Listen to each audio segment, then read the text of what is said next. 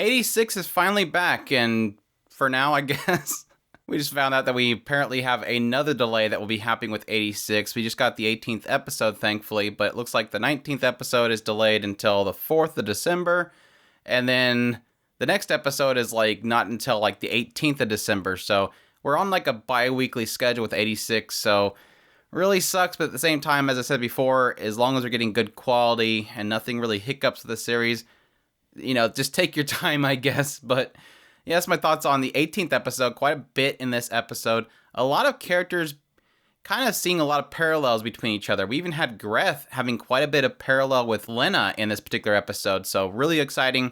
Let's jump into it. Opening up the episode, we have a meeting between the commander of the Western Theater as well as the president, Ernst, where essentially the commander's telling Ernst, hey, look, just wanted you to know what we're doing. We're sending your kids off to war. Even though you don't have the power to tell me otherwise, I just want to let you know. And this is interesting because this is the point in which we get a perspective that Ernst kind of knew this was coming. And it's not in really the way that I think most of us kind of thought. It did seem like in the last episode, a lot of focus was in showing how, despite them being a part of the Giad were treating them the same way as the Magnolia was, where they were sending these children off because they're worthless. They're these lesser people that they don't have to worry about losing. And they were kind of in that situation, putting it as if nobody would be sorrowful if they were lost. Like, these are kids that don't have families within Giad. And I forgot to mention it during that impressions of that episode, but it seemed kind of weird to say that because if you think about it, with all the support that the 86 were getting, they were sending gifts on a regular basis because these were like the children of the Giad. These were the 86, the poor children that Magnolia was, exploiting, and all these people were seeing them as like their children. They were sending them gifts. They were sending them toys and stuff. And obviously Shin was like, just throw this stuff away. We don't need it. So you would think that the Giad would be more sorrowful to lose the 86 than just random people in the Giad. It's kind of like, okay, if you had this random soldier from the Giad goes out to war and dies, yes, that one family would be sorrowful, but most everybody else wouldn't even know they existed. Whereas the 86 are such in the mind of everybody. They're in everybody's mind. So losing them, you would think that a lot of people would be, upset. So it wasn't really a good argument. So I'm really glad, not really glad, but I'm interested to see that there was another explanation for this. So this commander's like, it's kind of harking way back to the first point that they arrived at the Giad, where Ernst was trying to protect the children. Everybody else in the social groups, all the commanders and stuff, wanted to get rid of them. They were a threat to the Giad. And they just wanted to dispose of them, fearing they were spies and whatnot. And even when Theo kind of confronted him and said, wouldn't it be better for you if you just kill us off?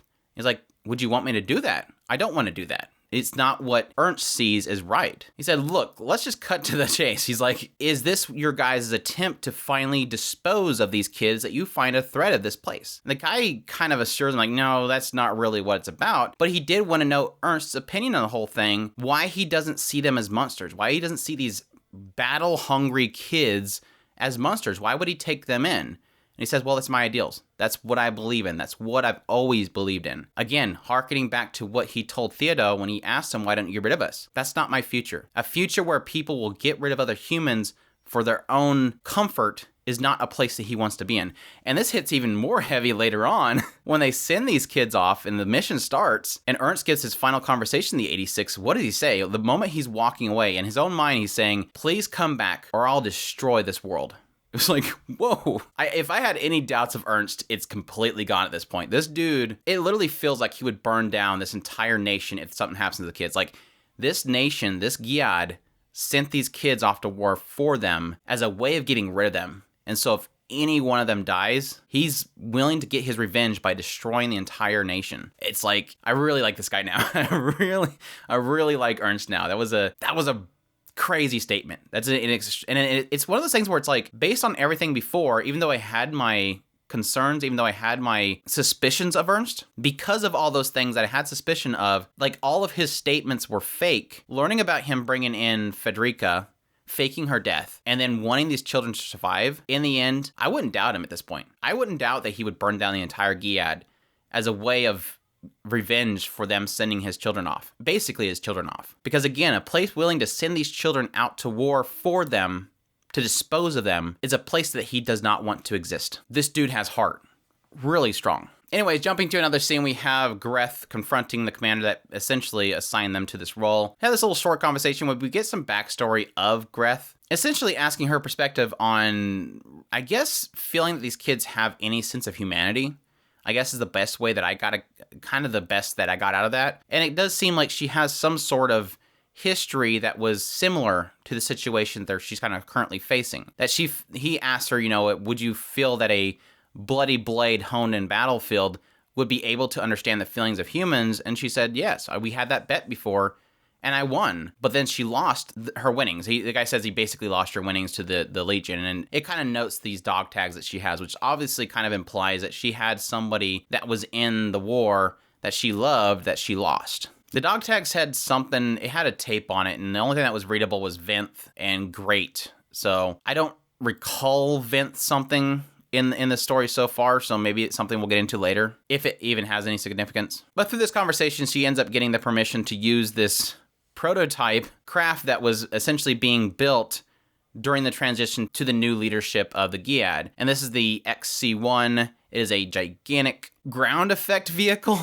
which is a vehicle that apparently floats like mere meters above the ground, and so they apparently got to make sure that they're flying right on flat surface, because this thing has to, and it looks like it hauls butt, but they're going to fly this craft because it can go lower than most missiles and kind of get under radar. And that's when we get a couple of outbursts. The first, a lot of focus on Frederica, her kind of frustration with this whole ordeal. And Frederica basically is the only one in that room with all these people, all the 86 and all the rest of the members of this group. She's the only one that speaks up and says, okay, well, we have this craft, then what? We get to Morpho, and then what? If we beat him, then what? How do we escape? It's pretty much her knowing that this plan is kind of built around the lack of survival. And she's frustrated by this, obviously. And so she's the one that's kind of stepping up and questioning, look, what is your plan? Do you expect to get any of these people back alive? And that's frustrating her, obviously, because these are people that she cares about. But the great thing that comes from this conversation is Grethe stepping forward and saying, yes, look, I'm going to be right there with you. Frederica's anger towards Grethe is kind of unfounded, because Grethe's going to be there too. Grethe is not going to just send these kids off to die. Grethe's going to be right there with them. And this is something that Grethe follows up later when they start to march out. She says, look, I was against you guys going out there. I'm still against you guys going out there. But if you're so set on going out there and you're willing to take this mission, I'm going to have to be there too. And that's where I said earlier, where it's kind of paralleling Grethe's story with Lena. Remember when we had the whole situation with Lena? Why couldn't she gain the respect of the 86? It's because she wasn't on the battlefield with them. And one thing they kind of point out was one of the guys that Theodo kind of brought up in his story was this guy that was a Alba that didn't like them fighting. And what did he do? He went out there and fought alongside them. And this is something that Lena never did. She was always in her command center talking to them, acting like she was some sort of friend of theirs, but she never fought alongside them. And here's Grethe with the same situation. I command these kids. They go on the battlefield. I don't like this, but now she's there. She's right beside them, going on the battlefield with them. This episode sold me on Grethe. Well, I was already sold on Grethe because Renta Saka, and she's been pretty awesome so far, but also sold me on Ernst and Grethe in this episode. Just great characters. In our next scene, we have Frederica and Shin. Apparently, Frederica's not coming out of her chambers. Apparently, they're claiming she's not going with them. Even at the end of the episodes, they're claiming that Frederica wasn't going to go with them. I doubt that. If Frederica's not in that spacecraft, I'll be super shocked. She's going to be hiding somewhere in that place, because I don't see them leaving her behind. But yeah, Shin's confronting her and basically saying, look, stay here. I don't want you to come anyways. And then we have like a little bit of a spout between the two of these, between Shin and Frederica. And the fact that it really does seem like Shin doesn't want to get involved. It really is both of them saying don't go. That's really what it is. Shin says that he doesn't want to get involved with her little conflict with Kitty. He claims that she's just going to be a burden, but at the same time, Frederica's saying, look, I'm going to go to Grethe and talk her out of bringing you guys in there. I should be the one going. And he's like, look, you're going to be a waste, because all you can do is see him. You can't see any of the other ones. I can hear them all. I know his voice. We don't need you anymore. And then Frederica really going all out, talking about the fact that, who are you one to talk? You went on the battlefield to chase this ghost of your brother. Wouldn't you have loved to have told your brother not to go on the battlefield? That's what she's telling him now. I don't want to regret this. Please don't go out there. She doesn't want to lose Shin. She doesn't want to lose another brother. And as usual, Absolute kudos to this Seiyu. She is absolutely phenomenal. It is truly something when you can hear that emotion, and not just the emotion, but the almost like a laboring of breath. Like you hear a laboring of breath in Frederica when she's voicing this role, and you can feel that push of her voice with that emotion. You hear that laboring of the breath, like where she's pulling her breath back in and really struggling to get out the words. And I think, like I said, I think that she did a phenomenal job here. I know that she's a personal favorite of my brother's, but I've always loved this Seiyu. She does a fantastic job.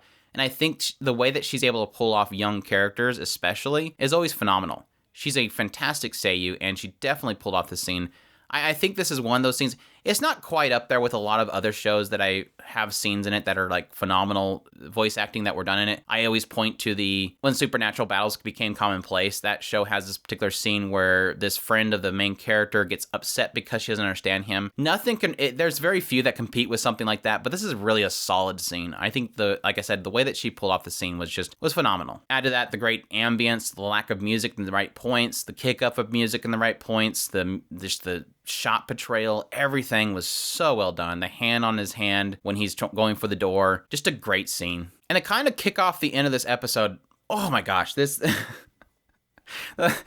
it's like the scene with Frederica and Shin, plus the kind of revelations behind Ernst, the statement that he made. This whole ending segment was just so good. Like what I liked about this whole ending segment, it is this aspect of, okay, it starts off with this idea of Grethe admitting that she's coming with them and she's going to fight alongside them because she doesn't want them out there. Couple that with, as they're going to leave, you have Ernst get on this whole comm system and basically tell them your biggest mission at this whole thing, I am your commander now, your highest priority mission is to come back alive. Which is, kind of expect that. That's kind of a usual statement that somebody caring about a group is going to say. But what's great was that you had this element of the entire episode, literally the last episode too, is this emphasis on the idea of the 86 being sent out to die. And they don't want to send anybody else.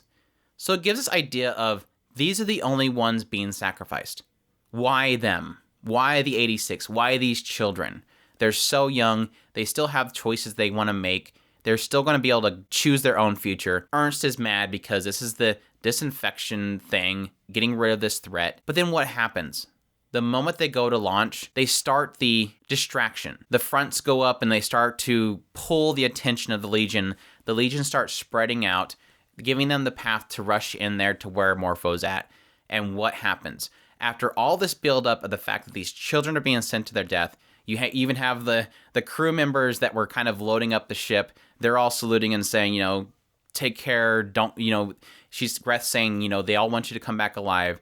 This emphasis on everybody wanting them to survive. And then following that, the fact that you had all these soldiers pulling the attention of the Legion and they're all being slaughtered. And I think that was kind of an eye-opening experience right there. I mean, even for me, like it's this aspect that was so much focus put on the 86 that they alone are going to the death. But you never realize the front of the battle, all these people are dying. And they're all not retreating is a key thing there. It was almost this sign that despite so much attention being given to everybody not liking the 86 in the military, except for this small group of people, Grethe and all the people around the 86, even the people that were calling them monsters are holding the front line.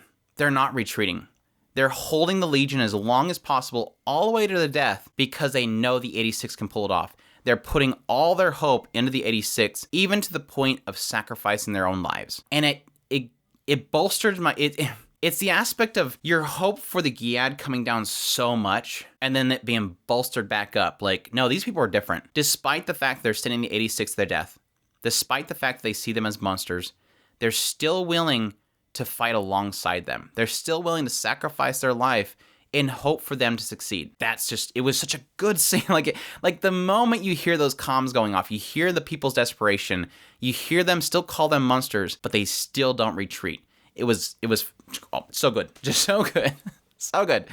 Such a good scene. There was so many good scenes in this episode. I just loved it to death. Had so much fun watching this episid, besides having my heart broken, obviously. But yeah, unfortunately, we have to wait another 2 weeks before another episode. We still don't even know what happened to Lena. It flagged the heck out of Lena the last episode, and I was totally expecting us to get that story in this episode, and we didn't. I don't know. I know that we're probably just going to go right into Morpho.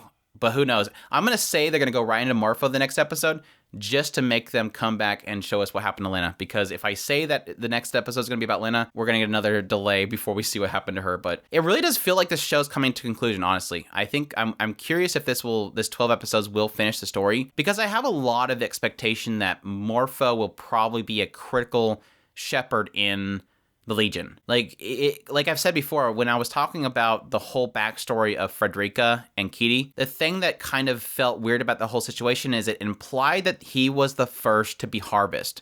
And I'm wondering if them destroying Morpho will end up pretty much critically striking the entire Legion. Like, he's controlling a lot of stuff because it seems like he's one of the first. But we'll have to wait and see. But yeah, like I said, 2 more weeks before we get the next episode, but I'll definitely be here when that comes around to give my impressions. I hope you guys enjoyed this one. If you did, leave a like down below, comment, let me know what's the episode. Subscribe if you haven't already, share this video if you can, support us on Patreon if you can, or in the tips link in the description below. We definitely appreciate everybody that does, and y'all take care.